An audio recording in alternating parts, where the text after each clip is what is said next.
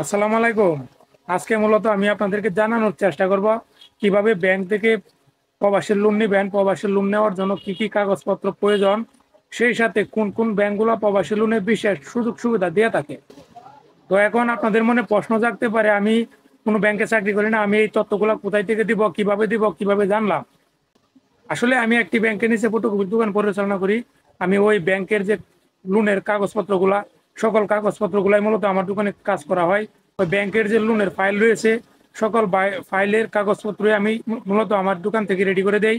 তো ওইখান থেকে আমার কিছু অভিজ্ঞতা এবং এই ভিডিও তৈরি করার জন্য অনলাইন থেকে গাড়াগাড়ি করে সকল তথ্য বিশ্লেষণ করে তারপর আমি আপনাদেরকে জানানোর চেষ্টা করতেছি।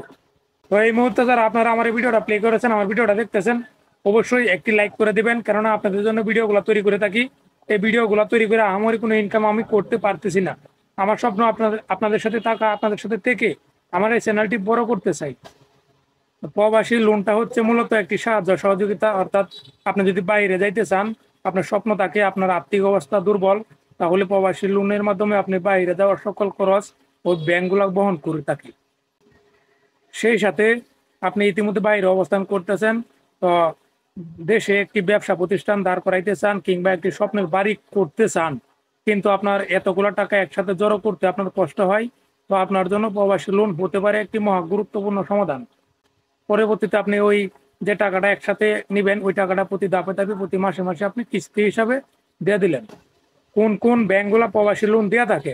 আসলে মূলত সকল ব্যাংকই প্রবাসীদেরকে লোন দিয়ে থাকে, কিন্তু আপনি সবচেয়ে আপনার জন্য ভালো হয় যদি প্রবাসী কল্যাণ ব্যাংক থেকে আপনি লোনটা নিতে পারেন। ওই প্রবাসী কল্যাণ ব্যাংকটা মূলত তৈরি করা হয়েছে এই প্রবাসীদের জন্য বিশেষ সুযোগ সুবিধা চালু করার জন্য। সেই সাথে আরও রয়েছে আপনার অগ্রণী ব্যাংক, তারপর আপনার সোনালী ব্যাংক, পূবালী ব্যাংক, বিভিন্ন এনআরবিসি ব্যাংকের শাখাগুলাও প্রবাসী লোন দিয়ে থাকে। তবে আপনার জন্য সব থেকে বেটার হয় আপনি ওই প্রবাসী কল্যাণ ব্যাংক থেকে লোনটি নিতে পারলেই। তো এখন আসি, এই লোনটি নিতে গেলে আপনার কি কি কাগজপত্র প্রয়োজন পড়বে। তো আপনার এই লোনটি নিতে গেলে প্রথমেই আপনার যে কাগজটি প্রয়োজন সেটি হচ্ছে আপনার ভিসার ফটোকপি, অর্থাৎ আপনি যে দেশে যাইতে চান ওই দেশ থেকে যে সরকার অনুমোদিত আপনার একটি ভিসা পাঠিয়েছে ওইটার ফটোকপি, তারপর আপনার পাসপোর্টের ফটোকপি, আপনার এনআইডি কার্ডের ফটোকপি। সেই সাথে আরো প্রয়োজন 2 কপি করে পাসপোর্ট সাইজের ছবি, অর্থাৎ আপনার 2 কপি ছবি, যাকে আপনি নমিনি দিবেন তার 2 কপি ছবি। এবং কিছু কিছু ব্যাংক রয়েছে যেগুলো আপনার জামিনদার হিসেবে একজন লোক চাইবে। তো আপনার যদি জামিনদার হিসেবে একজন লোক চাই, তাহলে ওই জামিনদারের একটি আইডি কার্ডের ফটোকপি এবং 2 কপি ছবি। তো এগুলা হচ্ছে আপনার যারা নতুন অবস্থায় লোনটা নেবেন, নতুন অবস্থায় বাইরে যাবেন এবং ইতিমধ্যে যারা বাইরে অবস্থান করতেছেন, আপনি একটি স্বপ্নের বাড়ি তৈরি করতে চান কিংবা একটি ব্যবসা প্রতিষ্ঠান দাঁড় করাইতে চান, আপনাদের জন্য প্রয়োজন আপনার যে দেশে অবস্থান করতেছেন ওই দেশের ইনকামের প্রমাণ, অর্থাৎ আপনি যে টাকাটা দেশে পাঠান কিংবা আপনার যে স্যালারি শিট, ওই স্যালারি শিটের ফটোকপি এবং ব্যাংকের স্টেটমেন্ট। এইগুলো আপনার যে ব্যাংকের মাধ্যমে টাকাটা পাঠান ওই ব্যাংকে গেলে আপনাদেরকে ব্যাংকের একটি স্টেটমেন্ট দিবে।